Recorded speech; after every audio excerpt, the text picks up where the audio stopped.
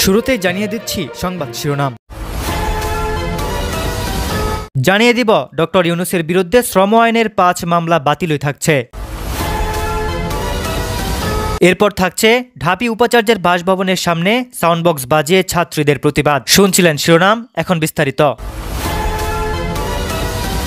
Doctor ইউনূসের বিরুদ্ধে শ্রম আইনের ৫ মামলা বাতিলই থাকছে। অন্তর্বর্তী সরকারের প্রধান উপদেষ্টা ডক্টর মোহাম্মদ ইউনূসের বিরুদ্ধে শ্রম আইনের ৫ মামলার কার্যক্রম বাতিল করে হাইকোর্টে দেওয়া রায় বহাল রেখেছেন আপিল বিভাগ। রবিবার ৮ই ডিসেম্বর হাইকোর্টের রায়ের বিরুদ্ধে রাষ্ট্রপক্ষের করা লিভ টু আপিল খারিজ করে দেন বিচারপতি আশফাকুল ইসলামের নেতৃত্বাধীন ৩ বিচারপতির বেঞ্চ। এ সময় রাষ্ট্রপক্ষে শুনানি করেন অতিরিক্ত অ্যাটর্নি জেনারেল অনিক আর হক। ডক্টর মোহাম্মদ ইউনূসের পক্ষে শুনানি করেন ব্যারিস্টার মুস্তাফিজুর রহমান খান। এর ফলে শ্রম আইনের ৫ মামলার কার্যক্রম বাতিলই থাকবে। এর আগে গত ২৪ অক্টোবর শ্রম আইনের ৫ মামলায় ও মানহানির ১ মামলার কার্যক্রম বাতিল করে রায় দেন হাইকোর্ট। ডক্টর মোহাম্মদ ইউনূসের নামে যখন শ্রম আদালতে আলাদা ৫টি মামলা হয়, তখন তিনি গ্রামীণ টেলিকমিউনিকেশনসের চেয়ারম্যান ছিলেন। প্রস্তাবিত ট্রেড ইউনিয়ন ঘিরে কর্মীদের চাকরিচ্যুতির অভিযোগ তুলে ২০১৯ সালে এসব মামলা করা হয়। ঢাবি উপাচার্যের বাসভবনের সামনে সাউন্ডবক্স বাজিয়ে ছাত্রীদের প্রতিবাদ। ঢাকা বিশ্ববিদ্যালয়ের উপাচার্যের বাসভবনের সামনে শব্দ দূষণের প্রতিবাদ হিসেবে ঘণ্টা দুয়েক উচ্চ শব্দে গান বাজিয়েছেন ছাত্রীরা। শনিবার ৭ই ডিসেম্বর দিবাগত রাতে তারা উপাচার্যের বাসভবনের সামনে অভিনব কায়দায় এ প্রতিবাদ জানান তারা। এ সময় শিক্ষার্থীদের বিভিন্ন ডিজে গানের সঙ্গে নাচানাচি করতেও দেখা যায়। এর আগে রোকিয়া ও শামসুন্নাহার হলের একদল শিক্ষার্থী মিছিল নিয়ে ক্যাম্পাসে উপাচার্যের বাসভবনের সামনে জড়ো হতে দেখা যায়।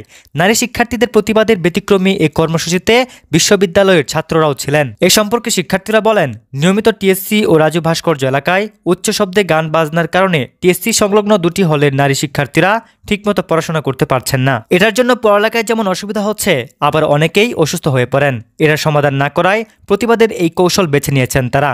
এর আগে নানা কর্মসূচিতে প্রতিবাদ জানিয়েও শব্দ দূষণের সমাধান মেলেনি বলে অভিযোগ করেন রোকিয়া হলের শিক্ষার্থী ফাতেমা শারমিনেনি। তিনি বলেন, প্রতিবার আশ্বাস দিয়েও উপাচার্য কোনো পদক্ষেপ নেননি। আমাদের হলে শিক্ষার্থীরা ঘুমাতে পারেন না, যারা অসুস্থ তাদের ভোগান্তি আরও বেশি, অথচ কোনো ব্যবস্থা না নিয়ে উপাচার্য তার বাসায় শান্তিতে ঘুমাচ্ছেন। আমরা তার ঘুম ভাঙাতে এসেছি। বৈষম্য বিরোধী ছাত্র আন্দোলনের সমন্বয়ক ও সমাজবিজ্ঞান বিভাগের শিক্ষার্থী মহিউদ্দিন মোহাম্মদ সংবাদ মাধ্যমকে বলেন, প্রশাসনকে অবশ্যই এই সমস্যা সমাধান করতে হবে। ক্যাম্পাসের আবাসিক হল ও একাডেমিক ভবন এলাকায় যেন কোনোভাবে উচ্চস্বরে মাইক ও বক্স বাজানো না হয়, সেটা শক্তভাবে প্রতিরোধ করতে হবে। ঘণ্টা দুয়েক গান বাজনার পর বিশ্ববিদ্যালয়ের প্রক্টর সাইফুদ্দিন আহমেদ শিক্ষার্থীদের উদ্দেশ্যে একটি জরুরি বিজ্ঞপ্তি পড়ে শোনান এবং সবাইকে হলে ফেরার অনুরোধ করেন।